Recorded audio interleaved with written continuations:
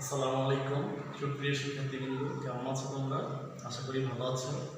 আমিও ভালো আছি। শুরুতে আমি আমার পরিচয় দিয়ে নিই।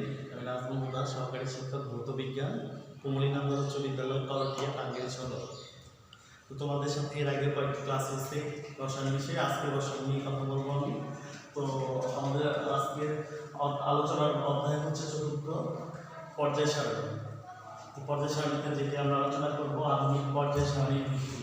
তার মানে পর্যায় সারণীটা কিভাবে তৈরি হয়েছে, মানে ভিত্তি বলতে আমরা কি বুঝি? ভিত্তি আসলে একটা ঘরের যদি ভিত্তি বলি আমরা, তাহলে বলবো যে ঘরের ভিত্তি হচ্ছে ঘরের খুঁটিগুলো, মানে যার উপরে ঘরটা দাঁড়িয়ে আছে। ওরকমভাবে পর্যায় সারণীর একটা ভিত্তি আছে যার উপরে পর্যায় সারণীটা তৈরি হয়েছে।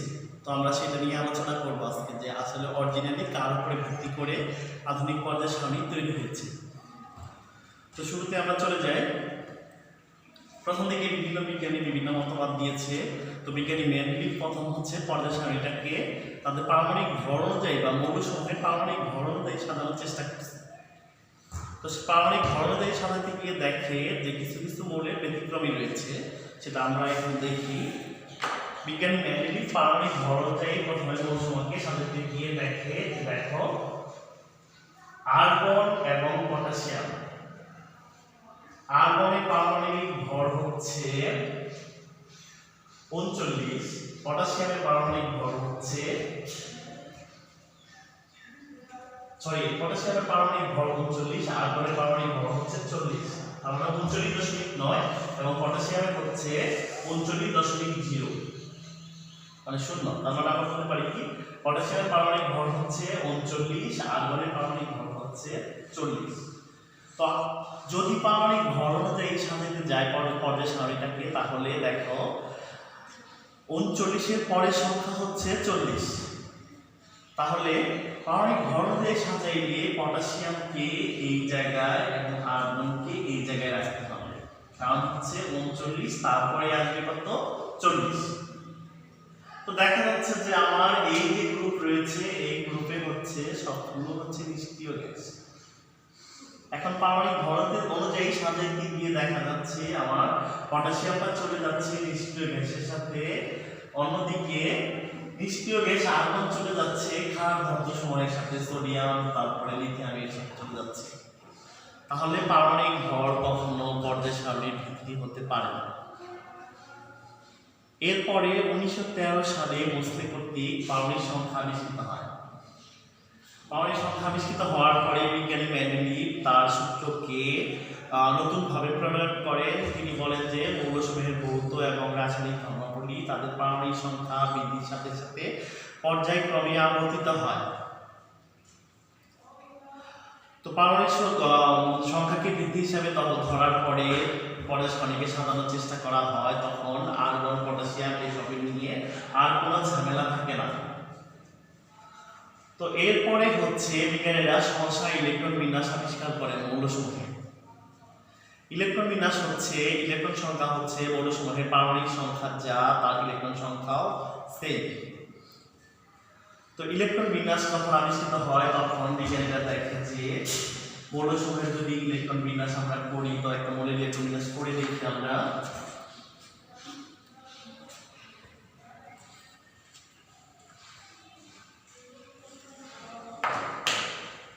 সোডিয়াম নিয়ে আমরা বিবেচনা করি।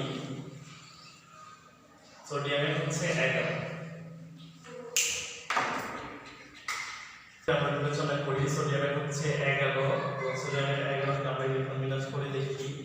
1s2 2s2 2p6 3s1 2 2 4 6 আর 1 4 6 হচ্ছে 10 আর 11। তো এখানে ইলেকট্রন বিন্যাস থেকে দেখা যাচ্ছে যে সোডিয়ামের সর্ববৈধ স্তরে ইলেকট্রন আছে হচ্ছে 1, আর এর স্তর তো সোডিয়ামের সর্ববৈধ স্তরে ইলেকট্রন আছে 1টি, আর সোডিয়ামের হচ্ছে স্তর সংখ্যা হচ্ছে 1টি, 2টি, 3টি। তার মানে সোডিয়ামের ইলেকট্রন সমূহ 3 নাম্বার স্তরে প্রবেশ করেছে। তো এই ক্ষেত্রে পর্যায় সারণীতে আমরা যদি সোডিয়ামের অবস্থানটা নির্ণয় করতে যাই তাহলে দেখা যাচ্ছে যে সোডিয়ামের অবস্থান আমরা জানি যে সর্বোচ্চ স্তরে এস অরবিটালের ক্ষেত্রে সর্বোচ্চ স্তরে যে কটি ইলেকট্রন থাকে তার গ্রুপ সংখ্যা হচ্ছে তত, এবং পর্যায়ের ক্ষেত্রে দেখা যাচ্ছে যে কোন মৌলের সর্বোচ্চ স্তর মানে সর্বোচ্চ স্তরে যে স্তরে ইলেকট্রন প্রবেশ করে সেটা হচ্ছে তার পর্যায় সংখ্যা।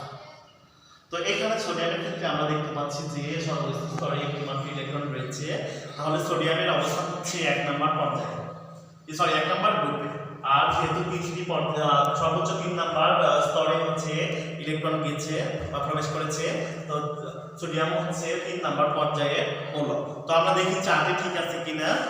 তাহলে সোডিয়ামের ক্ষেত্রে আমরা যাই দেখি যে পর্যায় সংখ্যা হচ্ছে এটা, বইয়ের সারিতে যেটা সেটা হচ্ছে পর্যায় সংখ্যা, আর কলাম বা ঘরের খুঁটির মতো যেটা সেটা হচ্ছে গ্রুপ সংখ্যা।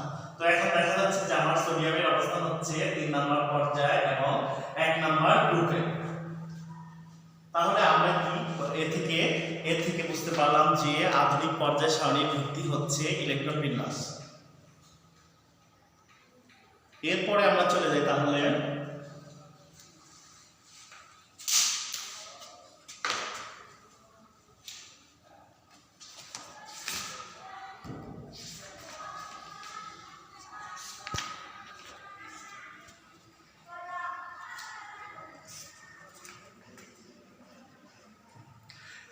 আধুনিক পর্যায় সারণীতে কিছু ব্যতিক্রমী রয়েছে, সেই ব্যতিক্রমী বিষয়গুলো নিয়ে আমরা আলোচনা করব। যেমন হাইড্রোজেনের অবস্থান, হাইড্রোজেনকে গ্রুপ 1 এ স্থান দেওয়া হয়েছে, গ্রুপ 1 এ, কারণ এসব উপস্থিত স্তরে ইলেকট্রন আছে। হাইড্রোজেন আমরা ইলেকট্রন বিন্যাস করে দেখতে পাবো যে হাইড্রোজেন 1 এসব উপস্থিত স্তরে ইলেকট্রন হচ্ছে 1s1। যেহেতু সর্বোচ্চ স্তরে একটি ইলেকট্রন আছে, সেটা আমরা জানি কি যে যা সর্বোচ্চ স্তরে যত ইলেকট্রন আছে সেটা হচ্ছে তত নম্বর গ্রুপে অবস্থিত। যেহেতু হাইড্রোজেনের সর্বোচ্চ স্তরে একটি ইলেকট্রন আছে, সেহেতু হাইড্রোজেনকে 1 নম্বর গ্রুপে স্থান দেওয়া হয়েছে। কিন্তু এর আগের গ্রুপে আমরা সোডিয়াম সম্পর্কে আলোচনা করছিলাম। সোডিয়াম 11 এর সর্বোচ্চ স্তরে ইলেকট্রন ছিল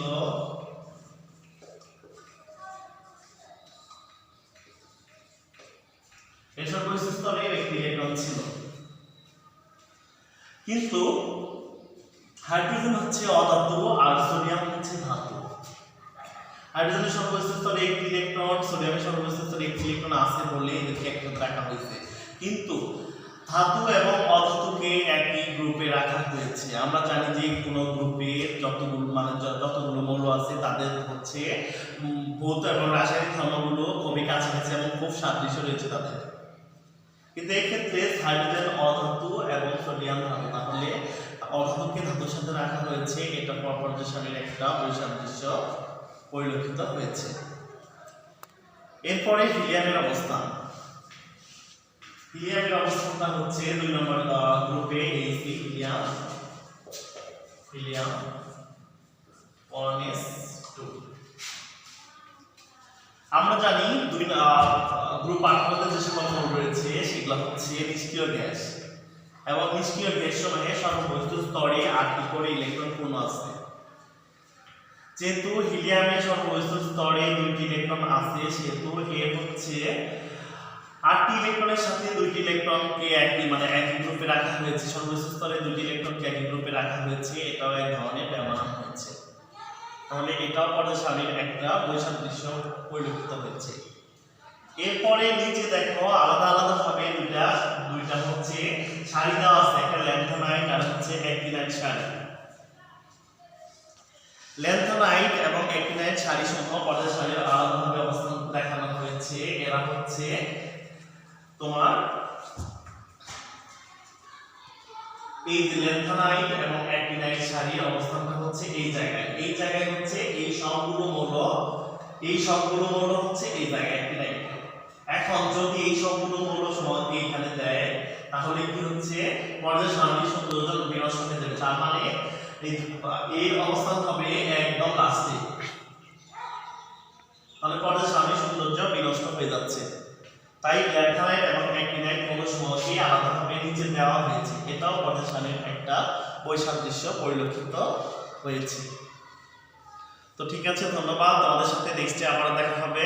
সবাই ভালো থাকবে, সুস্থ থাকবে, আর সবাই বাইরে ঘোরাফেরা কম করবে, সবসময় বাড়িতে থাকার চেষ্টা করবে, অনলাইনে ক্লাসগুলো দেখবে। ধন্যবাদ।